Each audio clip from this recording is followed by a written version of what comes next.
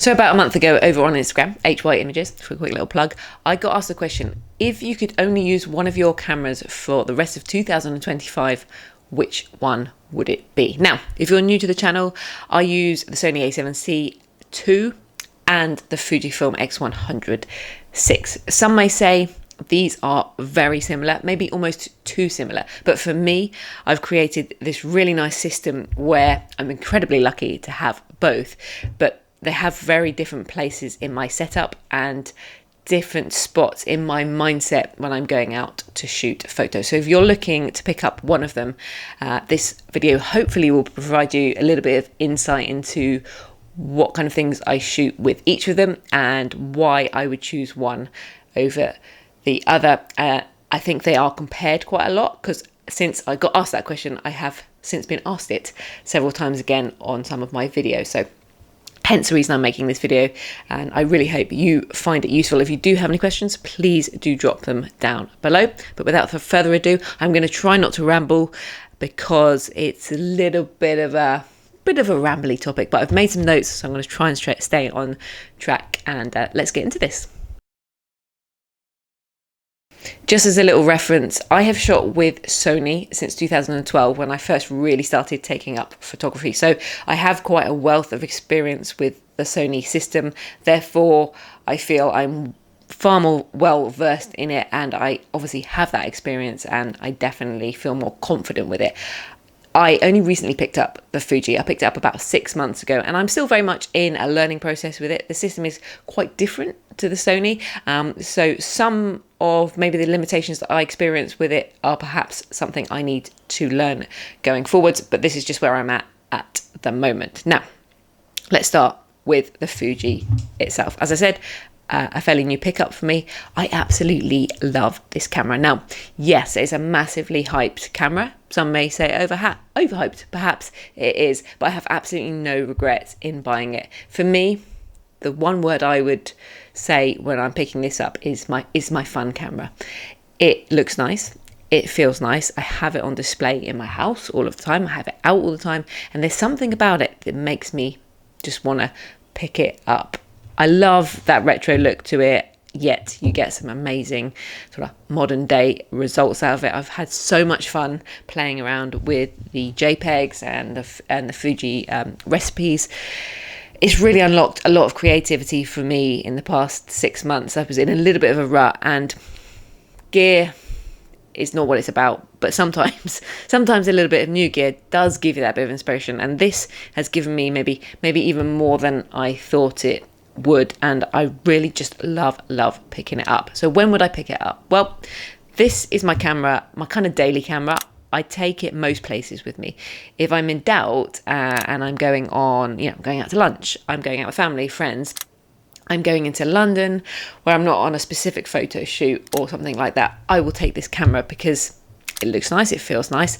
I can kind of carry it with me almost as a bit of an accessory, and have it and still take some amazing shots with me. And if an opportunity arises, I have a camera with such good capability to take a really nice image.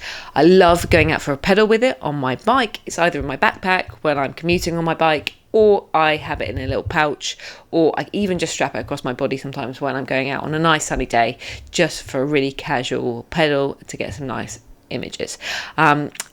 It doesn't mean that I wouldn't take it on a trip. I took it to New York City over Christmas as my sole camera. This is the first time I kind of took it, and I hadn't had it very long, so it was a bit of a bold move. It was a family trip, but of course there was going to be some amazing photography opportunities, and it came through trumps. I made a whole vlog about it, a couple of videos about it, so if you want to check them out, I'll link them down below.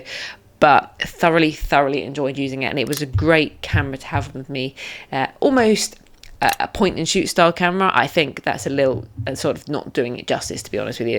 It's a bit more than a point and shoot camera, but it's very simple. It removed all complications. There's no choice of lens, not really many choices to be had apart from the photo that you want to take. And those are the kind of situations when I've really enjoyed having this, when I want to keep it simple, clean and creative. With this, I feel creative. There's something about it when it's in my hand. I just get in the zone, I get in the mood, and yep, I love it, and I shall definitely be keeping it as part of my camera system. Saying this, I've never really taken both of these cameras out at once. They are pretty close, so I don't think that I would take both of them out at once, to be honest with you. Well, the occasion hasn't arisen yet. So why would I choose the Sony? Well, the Sony. The Sony. My trusty, reliable workhorse. The word I think of when I say Sony A7C II or any of my Sony cameras I've had in the past. Reliable. I know exactly the results, really. I mean, like, I don't know the photo that I'm going to get out of it, but I know the quality that I'm going to get out of it. Again, I've had a lot of experience with Sony, so perhaps I can exploit it to its maximum capabilities, because I really have got kind of myself dialed in with the settings and changing everything and making sure that I have everything set right. But, you know, the autofocus is amazing on it. It's got great low light capability. Of course, it's a full frame camera. This is an aps-c camera, so that is one major difference, and you're going to notice a difference in image quality purely from that alone. I will take this on a photo-specific trip, a photo-specific shoot. If I was going to do a landscape shoot, or I was going to do a cityscape shoot, especially sunrise, sunset, lower light situations, night photography, for sure I'm going to use a Sony. Again, the full frame, but it just has better low light capability, and the autofocus. If I was ever shooting anything with moving subjects, I'm going to go for the Sony every single time, because I can trust in that autofocus system. It's not something I do a lot of, actually, but occasionally I do. I'm going to shoot a half marathon tomorrow, so I will be taking my Sony, because I know that I can really pin my focus on moving subjects. Not so much on the Fuji. That's something I've got to get a little bit used to, is the focusing. It's just not anywhere near as fast. But in the right circumstances, street photography, as I've mentioned, just out and about style stuff, absolutely fine. Of course, one big thing with my Sony is you've got huge flexibility, because it's an interchangeable lens camera. Now, if I was going on a landscape shoot, I could take a nice wide angle lens. If I wanted to shoot some details, I've got a macro lens. The world's your oyster with this, and that's just nothing at fault of the Fuji. That's just because it's a fixed lens camera, and this is interchangeable. So I have quite a bit of glass that I can put to good use. I would also take this if I was going on a photo-specific trip. I'm going to the Dolomites, which I'm very excited for, in June, and I will be taking the Sony with probably a couple of lenses. I'm going to try and keep it quite simple, but I still will take a couple of lenses. I know my results will be good. That's a location I've wanted to go for absolutely ages, and I know there'll be some amazing landscape opportunity, and I feel more confident in taking the Sony, and I'll be doing lots of sunset, sunrise, and I know probably, hopefully, all being well, I would get some good results out of it. Not to say I wouldn't take the Sony out to do some street photography as well. I don't think I actually mentioned street photography specifically for the Fuji, but I would 100% take that out on a street photo day in that kind of creative mode.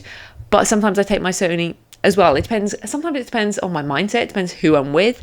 Sometimes I just feel like I really, really want to nail a focus and just take my Sony and kind of go back to something I'm a little bit more confident with, and I'll pop my 40mm lens on there. If you've watched this channel, you'll know I love the 40mm lens, and I'm happy as Larry. You can make the Sony as small or as big as you want. It's an amazing size camera for a full frame camera in terms of how small you can make it.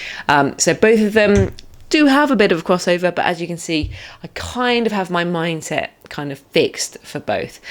I really am super fortunate to have both of them, and I love having them both in my kit. But yeah, let me know your thoughts down below. Which one would you go for if you had the choice? Can I answer that question? It's so hard. It's so hard. I mean, if I was really really pushed, then I guess I had to cover everything for the rest of the year, it'd have to be the Sony. But I really don't want to be saying goodbye to my Fuji, so I'm just going to keep shooting with both of them. Anyway, I hope you found this video useful. As I say, if you do have any questions, please do drop them down below. I'd be very happy to answer anything that I have experienced with these cameras, and I will look forward to seeing you in the next video.